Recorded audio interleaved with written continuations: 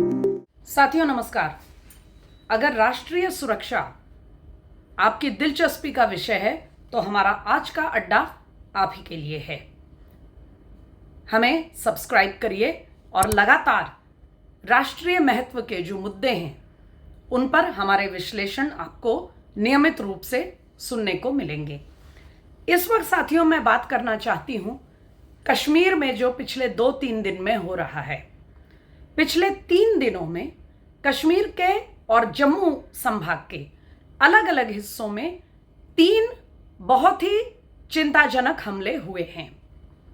इनमें सबसे जो नृशंस हमला था वह था रियासी के पास एक श्रद्धालुओं से भरी बस का, जिसके दिल दहलाने वाली तस्वीरें आप देख चुके हैं।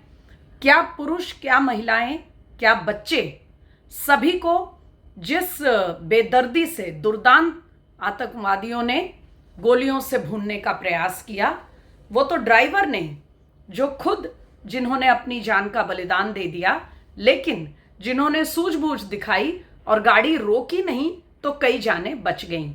श्रद्धालुओं में अलग अलग राज्यों के लोग थे, उत्तर प्रदेश के, वहाँ के स्थानीय लोग, अन्य राज्यों के लोग, राजस्थान के लोग। तो पहला ये हमला रियासी उधमपुर के कटरा से पीछे उधमपुर के पहाड़ी इलाकों में। दूसरा हमला डोडा के पास, जो किश्तवाड़ और पठानकोट को जोड़ने वाली अंदर से एक ट्रैक जाता है, उस पर रिपोर्ट किया गया, जिसमें राष्ट्रीय राइफल के 5 लोग और एक स्पेशल पुलिस ऑफिसर जो एसपीओ स्थानीय बहाल किए जाते हैं उन पर हमला हुआ। और आप जानते हैं कि दशकों से कश्मीर में अगर बंदूक उठाने वाले, मौत का खेल खेलने वाले इन आतंकवादियों को डट कर कोई मुकाबला कर रहा है तो वो है राष्ट्रीय राइफल। लेकिन यहीं पे बात खत्म नहीं हुई। उसके बाद एक तीसरे अटैक की भी सूचना आई कठुआ में, हीरानगर के पास, जहां एक गांव में जो इंटरनेशनल बॉर्डर है, हीरानगर इंटरनेशनल बॉर्डर पे है, वहां से एलओसी की शुरुआत नहीं होती। तो उस गांव में एक पिता और पुत्र अपने मकान में थे, वहां आतंकवादी बहाने से घुस गए और उन पर हमला किया। और उसी वक्त जब सुरक्षा बलों को सूचना मिली और वहां पर सभी लोग आए तो डीआईजी और एसएसपी की गाड़ी पे ताबड़तोड़ गोलियां चलाई गई। कम से कम 1 दर्जन गोलियां चलाई गई हैं जो हमारी सूचना है। हालांकि दोनों ही आला अधिकारी उसमें बाल बाल बच गए। तो यानी 3 अलग अलग इलाकों में, एक उधमपुर डिस्ट्रिक्ट में, एक अंदरूनी क्षेत्र में रियासी में, एक भदरवाह के इलाके में यानी जो डोडा के तहत आता है, और एक बिल्कुल जम्मू संभाग पंजाब से कुछ दूर हीरानगर में।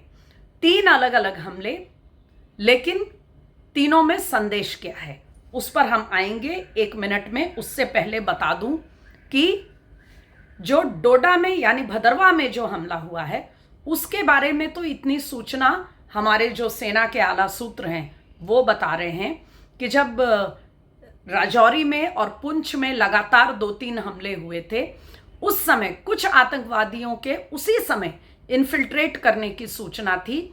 और जो स्थानीय लोगों से जो रिपोर्ट मिली है, जो इनपुट्स आए हैं इंटेलिजेंस के, ऐसा लगता है कि उसी में से एक टुकड़ी जो पुंछ के हमले में थी, वही लोग उधर से पीर पांजाल से पार करके और यहाँ पर अपने इस हमले को अंजाम दिया होगा, ऐसी सूचना है। दूसरी ओर हीरानगर का हमला है।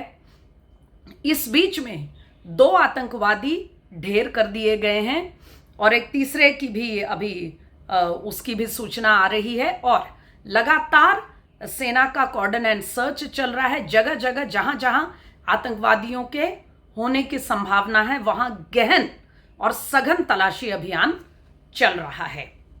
लेकिन हम आते हैं कि अचानक से ये हमलों में तेजी क्यों आई। जो मोटी बात है इसके जड़ में जाने का प्रयास करते हैं।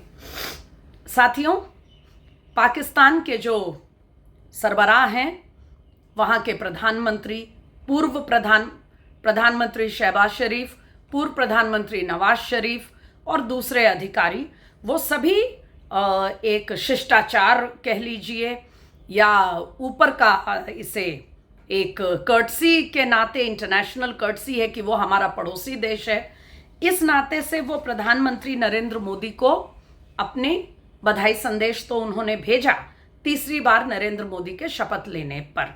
मगर क्या वो सचमुच पाकिस्तान को चलाने वाली जो संस्था है, पाकिस्तान की सेना, आईएसआई, क्या वो नरेंद्र मोदी के लौटने से खुश हैं?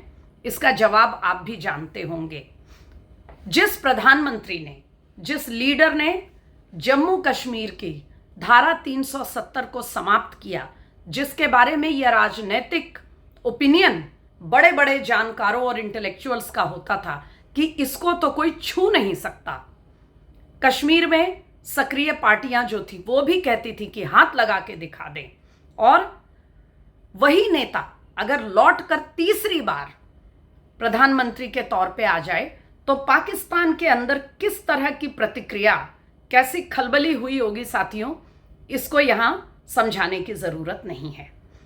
लेकिन मुद्दा सिर्फ नरेंद्र मोदी के लौटने का नहीं है, एनडीए की सरकार तीसरी बार सत्ता में आने का ही नहीं है, मुद्दा इसके आगे भी है।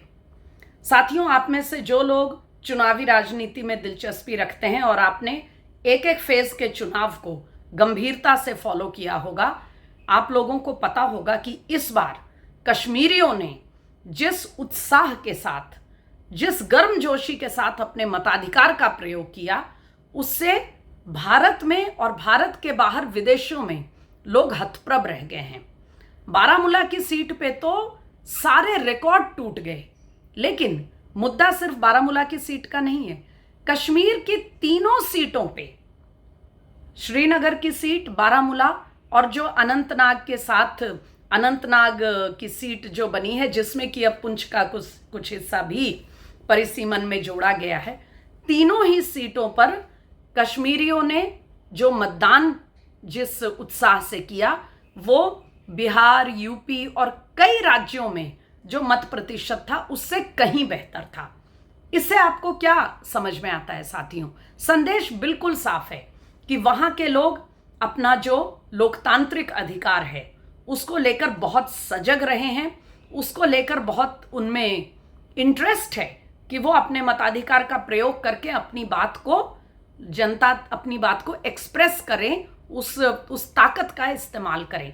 लेकिन होता क्या था, दशकों से हर चुनाव को बहिष्कार का ऐलान अलगाववादी कर देते थे, उस पर से बंदूक का खतरा, अगर कोई अपने घर से कश्मीरी निकलेगा अपने मताधिकार का प्रयोग करने तो मकान से निकलते ही उसके पीछे लोगों की नज़र पड़ जाएगी, आतंकवादियों के इन्फॉर्मर उन्हें बता देंगे और वो या तो अपनी जान से हाथ धो बैठेगा या घायल कर दिया जाएगा, यानी किसी तरह चुनाव सफल न हो पाए।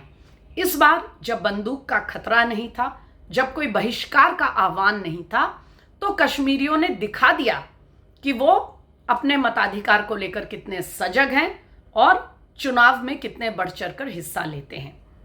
अब साथियों, एक तरफ नरेंद्र मोदी का सत्ता में लौटना, जिन्होंने अपने पहले शपथ में 2014 में सभी पड़ोसी देशों को आमंत्रित करने के नाते पाकिस्तान के प्रधानमंत्री को भी आमंत्रित किया था, लेकिन उसके बाद जिस तरह से हालात हुए और घर में घुस करके मारने की नीति ये नरेंद्र मोदी ने दिखाई, और यही नहीं, ये भी स्पष्ट कर दिया कि आतंकवाद और अच्छे रिश्ते ताल्लुकात ये एक साथ नहीं चल सकते।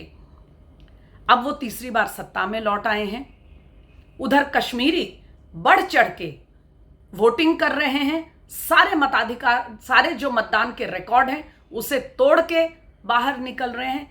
तो साथियों, पाकिस्तान का थोड़ा खून तो जल रहा है और यही कारण है कि अब वो इस तरह के हमलों को पुश करने का प्रयास कर रहा है।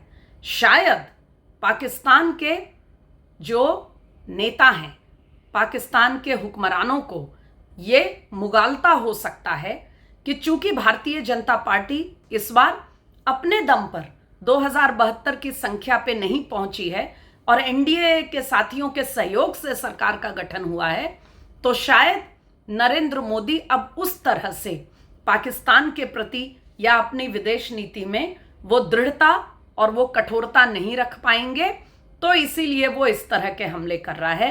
अगर ऐसी बात है तो हमारा ऐसा मानना है अड्डा में कि ये पाकिस्तान बहुत बड़े मुगालते में है।